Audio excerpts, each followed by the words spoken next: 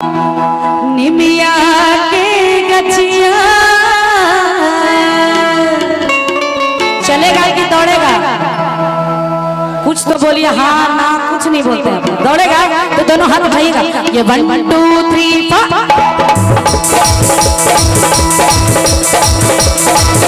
ताली।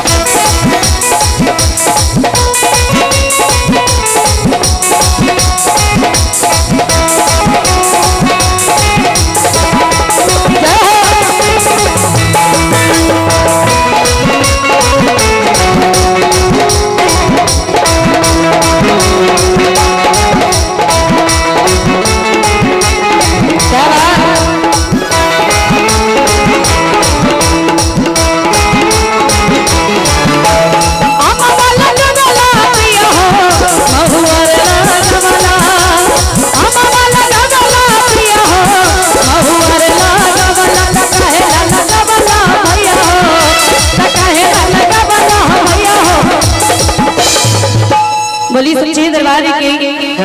हेलो सोमलाल भाई, यहाँ तक आई हूँ फिर भी मेरा भोकर मुझे सुनाई नहीं दे रहा। बोलिए अब क्या करूँ मैं? हेलो, ऐसा तो नहीं कि लड़के थे को सीटी मार रहा है खाली। जरा एक बार दोनों हाथ उठा लीजिए। आज जितने कुर्सी वाले भैया लोग हैं दोनों हाथ ऊपर कि गोरों से न कालों से और दुनिया परेशान है कुर्सी वालों से। कुर्सी का मारामारी पूरे देश में चल रहा है, लेकिन कुर्सी का किसी का नहीं है। इसलिए जितने कुर्सी वाले हैं भरपूर लोग, सबको मैया रानी की कसम एक बार कुर्सी छोड़ के खड़े हो जाइए तो 1 मिनट के लिए कुर्सी छोड़िए।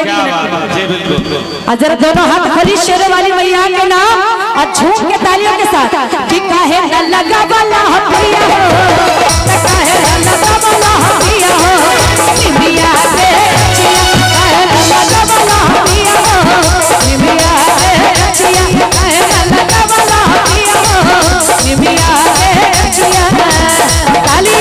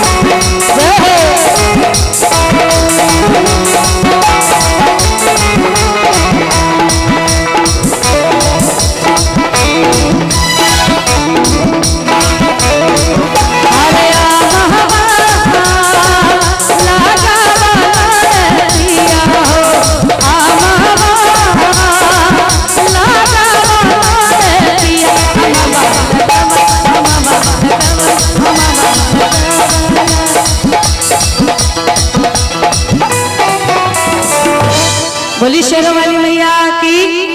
और कहना है मैया से कि मैया देने वाली है हम तो लेने वाले हैं। कि किनको किनको मैया से कुछ ना कुछ चाहिए, जरा दोनों हाथ उठाइएगा। जी 1 मिनट मैडम। आइए मुनीलाल पासवान जी की तरफ से, मुनीलाल पासवान उपाध्यक्ष महोदय जी की तरफ से 501 रुपये का प्यार आया है। बहुत बहुत धन्यवाद मुनीलाल पासवान जी, आपका बहुत बहुत धन्यवाद। और मैं कह रही थी बोलो कि मैया देने वाली है हम तो लेने वाले हैं। कैसे कि आज खाली हाथ नहीं जाना, हो जिसको चाहिए वो हाथ उठाना, उठाना जिसको चाहिए वो हाथ उठाना। मैया देने वाली है हम तो लेने वाले हैं, मैया देने वाली है हम तो लेने वाले हैं। आज खाली हाथ नहीं जाना, आज खाली हाथ नहीं जाना, जिसे चाहिए वो हाथ उठाना, उठाना जिसे चाहिए वो हाथ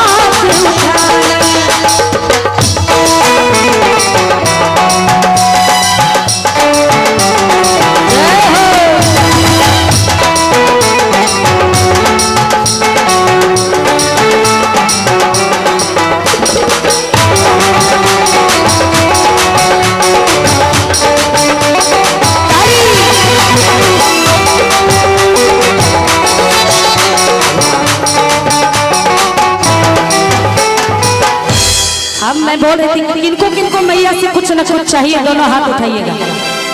जिनको मैया से कुछ न कुछ चाहिए दोनों हाथ उठाइएगा और एक साथ ताली बजा के कहेंगे मैया से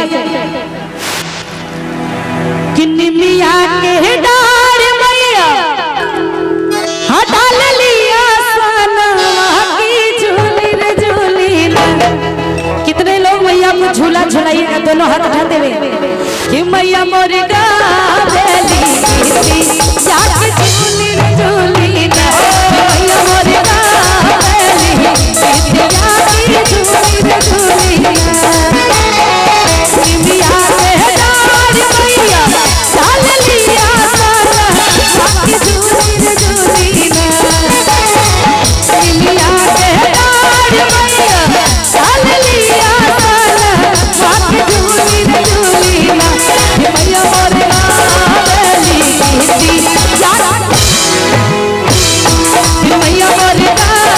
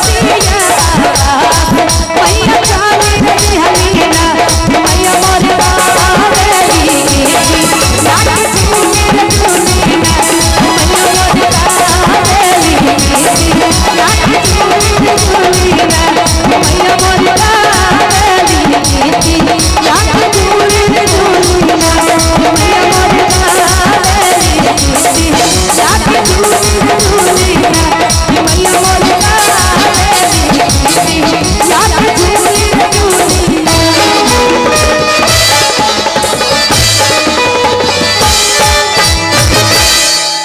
एक बार जोरदार तालियां बजनी चाहिए, खास करके हमारे म्यूजिशियन के लिए एक बार बेटी बेटी फिर से तालियां बजा दें और साथ ही हमारे कुल बिहारी